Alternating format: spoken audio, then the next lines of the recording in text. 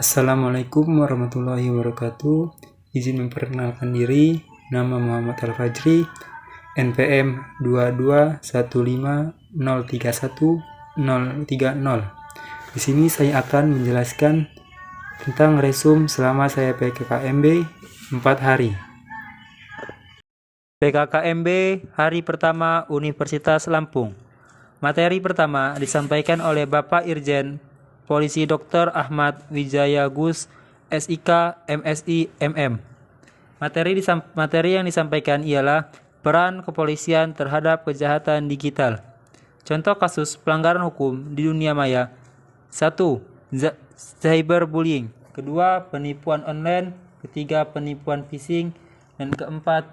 Bom email. Cara kita agar terhindar dari UU ITE yaitu pertama, pengguna internet harus lebih teliti sebelum men-share sebuah berita. Kedua, mengecek kembali ketika ingin berinteraksi di internet. Ketiga, informasi yang dibuat harus berdasarkan pada fakta yang ada. Keempat, jangan hanya mengkritik tapi harus memberi solusi dari masalah tersebut. Kelima, meminta maaflah jika kita salah. Dan janganlah takut untuk meminta maaf.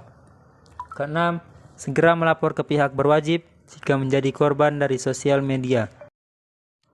Materi kedua disampaikan oleh Dr. Susetya Herawati, ST, MSI. Judulnya ialah Pengembangan Karakter Mahasiswa.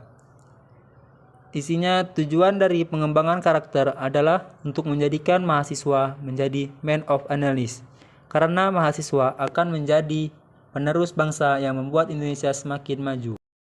Materi ketiga disampaikan oleh Profesor Dr. Ki Haji Said Akil Sirok, MA. Judulnya Pengembangan Karakter Mahasiswa dalam Perspektif Agama. Ialah kiat-kiat menjaga toleransi umat beragama. Dalam itu ada 4 poin. 1. Tetap menghormati agama lain. 2. Tidak mengolok-olok agama lain. 3. Tidak membedakan agama kita dengan agama teman. 4. Tidak merusak tempat ibadah agama lain. PKKMB hari kedua Universitas Lampung. Materi pertama disampaikan oleh Profesor Dr. Haryandi, MSI. Judul materi ialah Merdeka Belajar Kampus Merdeka. Tujuannya adalah untuk mendorong proses pembelajaran agar semakin otonom dan fleksibel, lalu menciptakan kultur belajar yang inovatif, tidak menyekang dan sesuai dengan kebutuhan manusia. Contoh kegiatan Merdeka Belajar: pertama, pertukaran pelajar; kedua, magang; ketiga, asisten mengajar di satuan pendidik; keempat, penelitian riset; kelima, proyek kemanusiaan.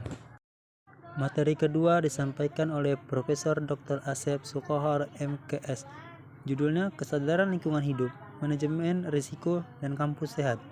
Kampus Sehat dan Health Promoting University, yaitu gerakan untuk hidup sehat pada tatanan perguruan tinggi, dan gerakan ini menjadi cikal bakal aktivitas kampus Satgas COVID-19, upaya kampus sehat Unila. Cara mengatasinya ialah: yang pertama, zero tolerance area; yang kedua, parkir terpadu, pembatasan kendaraan bermotor agar mengurangi populasi. Yang ketiga, arboretum, tempat penanaman pohon. Yang keempat, aquanila, pengelolaan sumber air. Dan yang kelima, tempat pembuangan sampah Materi ketiga disampaikan oleh Profesor Dr. Yulianto, MSI. Judulnya ialah Etika dan Kehidupan Norma Kampus. Tujuan mahasiswa itu bukan hanya mengejar IPK, tapi mampu memimpin dengan baik, mengembangkan kemampuan organisasi, dan mampu mengemukakan pendapat di depan banyak orang. 10 karakter mahasiswa ideal. Yang pertama, rajin belajar. Yang kedua, mempunyai orientasi yang jelas. Yang ketiga, bermanfaat bagi orang lain. Yang keempat, dapat menyesuaikan diri. Kelima, peduli terhadap lingkungan. Yang keenam, kreatif. Ketujuh, inovatif. 8, disiplin. 9, rendah hati. Dan yang terakhir, mempunyai cita-cita tinggi. Materi keempat, perguruan tinggi di era revolusi industri dan kehidupan kampus selama masa pandemi, yang disampaikan oleh Profesor Suharso, PhD. Era evolusi industri menjadi tantangan bagi kita dan harus mempunyai inovasi yang lebih tinggi dalam menghadapi era ketidakpastian seperti ini. Bukan hanya kita mahasiswa Indonesia saja, melainkan mahasiswa luar negeri pun sama. Hanya saja mereka sudah dapat teknologi yang lebih tinggi sehingga mereka dapat berpikir bagaimana cara menghadapi PKKMB hari ketiga Fakultas Teknik. Di awal kami ada menyanyikan lagu Indonesia Raya. Yang kedua, seterusnya kami menyanyikan lagu Mars Teknik. Setelah itu doa. Habis itu kita disambut oleh Dekan Fakultas Teknik Universitas Lampung sekaligus membuka acara PKKMB Fakultas.